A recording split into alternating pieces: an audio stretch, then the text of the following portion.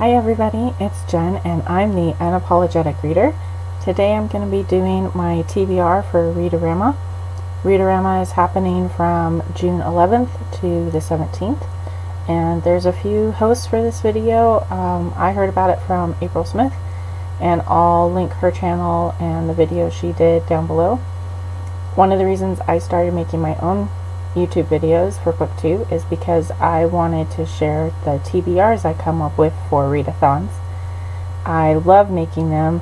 I haven't been very successful at them, but I think I've learned from my past mistakes and I've put together a pretty good stack here, and I'm feeling really confident that I'm actually going to be able to get through these books. There are 8 challenges, and the first challenge is to read 7 books. So I have 7 books here, so if I get through all of them, then I'll admit that challenge.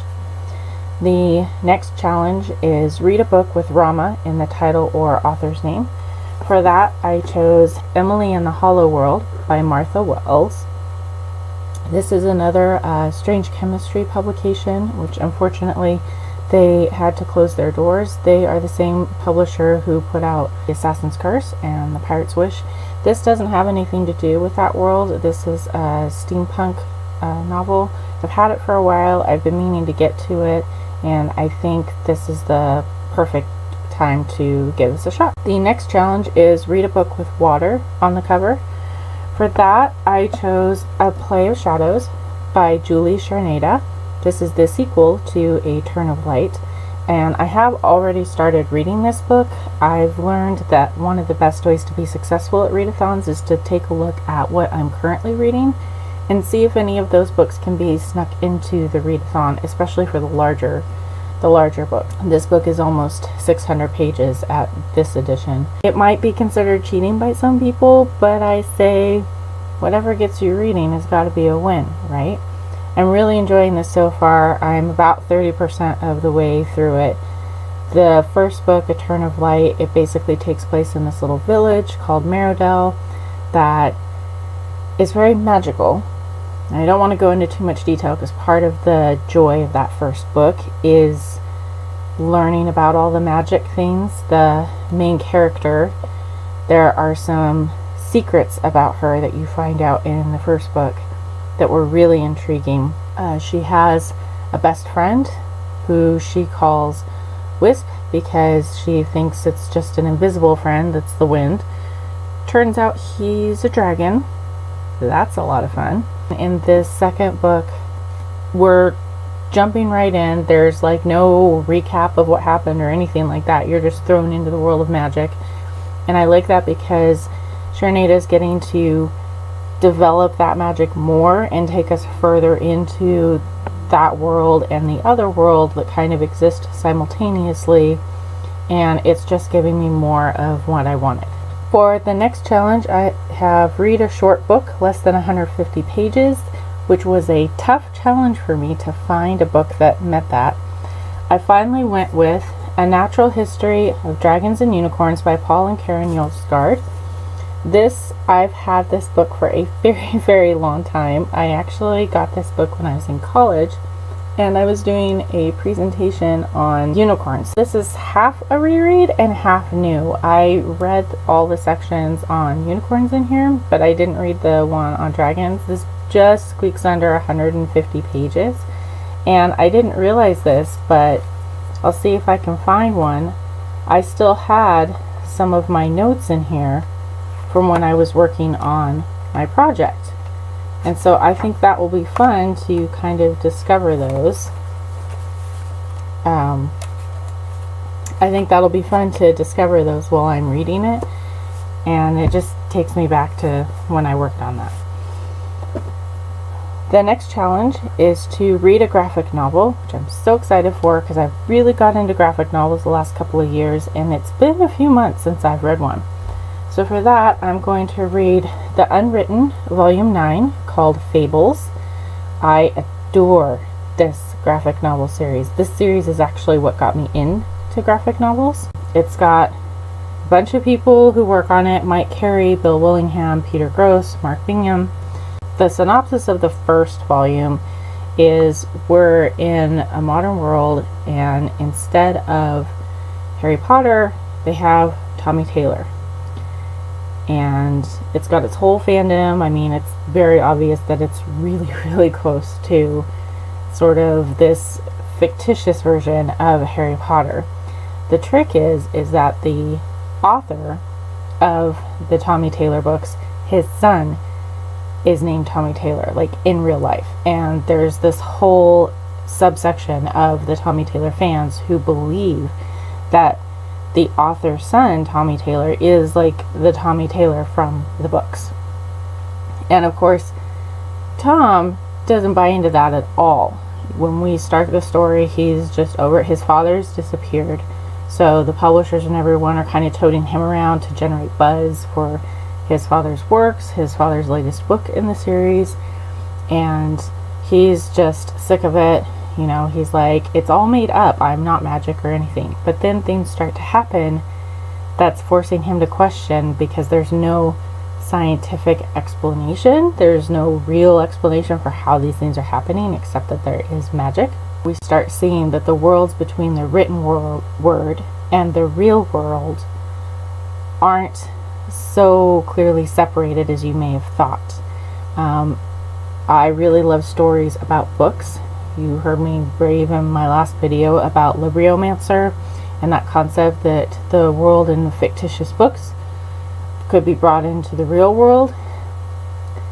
The unwritten is that on crack. I'm not even joking. There's so much I want to say about this, but it would really spoil it, especially because this is the 9th volume.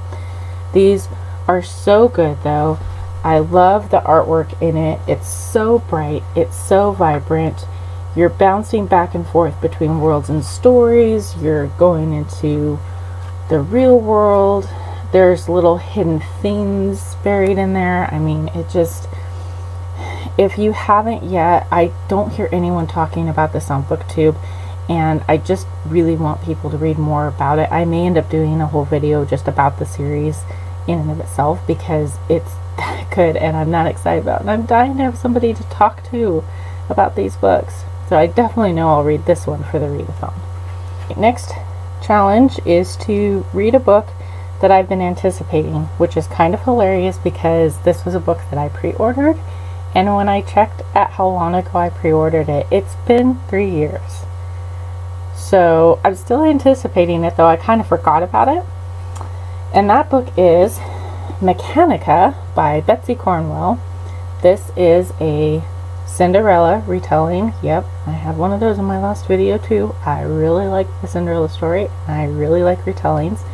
This one, it sounds like our Cinderella character is an inventor, and her mother was actually a very well-known inventor, and it sounds like there were some magical secrets behind some of the inventions her mother made, and she discovers her mother's hidden laboratory inside of her house, which just sounds so cool.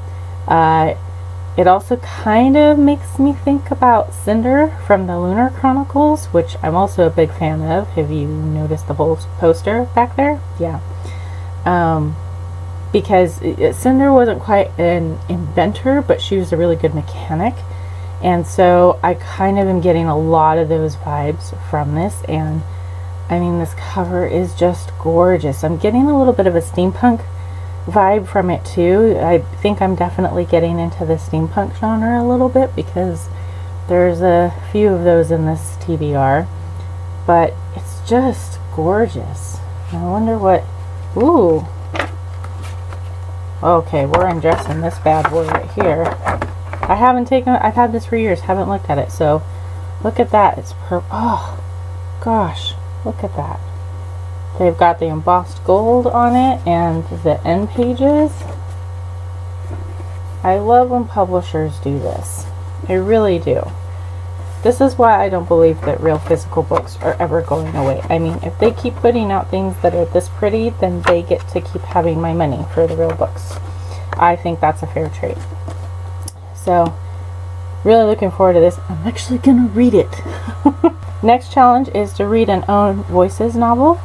And for that, I chose Who Fears Death by Nnedi Okorafor.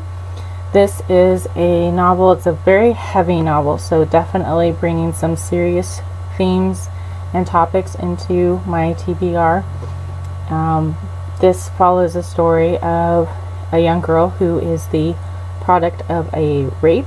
Someone from one tribe rapes her mother, who is from a different tribe. So when she is born, she is the epitome of an outcast because she very clearly isn't, her skin tone isn't colored like those from her tribe, so it's very obvious that she's mixed, and she and her mother actually end up leaving their tribe because of the problems that this has caused. And from what I gather from the synopsis, it follows her life and how she sort of comes to terms with who she is. It also sounds like there's a little bit of magical realism woven in here, which I'm very curious about. The last challenge is read a book published in the summer, which took a while for me to find because I don't really pay attention to when books are published. And so I grabbed a bunch of books that I thought might be possible, and I started looking them up to see when they were published. Unfortunately, Shadows of Glass by Cassie Taylor was published in June or July. I can't remember now, but it was in the summer for sure. This is the sequel to Ashes and Twilight. It is book 2 in the Ashes trilogy. The first book I just read last month and really liked it. So I knew as soon as I found out that this was published in the summer, then this was going to be the one for this challenge because I'm dying to continue the series. When I got this, I didn't read the synopsis because I didn't want to spoil myself for the first book. And now I have read the synopsis and I'm really intrigued by where it sounds like this book is going. The first book, it follows our main character, and she is a miner who lives underneath a city that exists within a dome because the earth apparently burned up, like fire burned up. And supposedly they're the only ones in existence. And of course it's supposedly because everyone's just operating on what the government has told them how things are, despite the fact that it's a little far-fetched to assume that the world has been on fire for hundreds of years and the fire hasn't burned out. There's a character who brings up a really good point, like, well, what's left to burn if it's been burning all this time? So there were some things that happened in that kind of made me think, of course there's a love interest, but it doesn't unfold the way you expect it to. But in the back of my mind, I was kind of like, this seems a little too easy. And from the synopsis here, it sounds like that is going to get challenged, which I'm so refreshed to see. There's also the hint of airships, which that sounds really cool. So I'm very excited for this one. And that's it. If I get through all of those books, I will have read 7 books. It'll be a successful readathon. I'm being very strategic about it. I'm actually using my planner to write down which books I'm supposed to read each day. Tomorrow, the 11th, is the first day of the readathon, and I'm challenging myself to read 3 books from that stack in that day. So it's going to be just a total reading day. If you're doing the Read-O-Rama readathon, I would love to watch your videos. I love watching TBR videos. So by all means, please leave a comment and link to your video down below, and I'll go watch it because I think it's so exciting to be finally participating online with this. Also, what are some of your strategies for being successful with readathons? Do you pick out all your books ahead of time? Do you kind of have backups in case you get into trouble with one and you don't really like it? Do you plan out the order that you're going to read them, or do you just kind of go with what you feel like? I'd really be interested to know and see how you're doing throughout the week, and I'll be back next week with my wrap-up, hopefully a successful one. Anyway, thanks so much for watching. If you enjoyed this video, please give it a thumbs up. If you haven't already and you like what you see, I'd love it if you subscribe. That way you'd know when I post new videos, and you'll know when I post my video to let you know how I did with this TBR.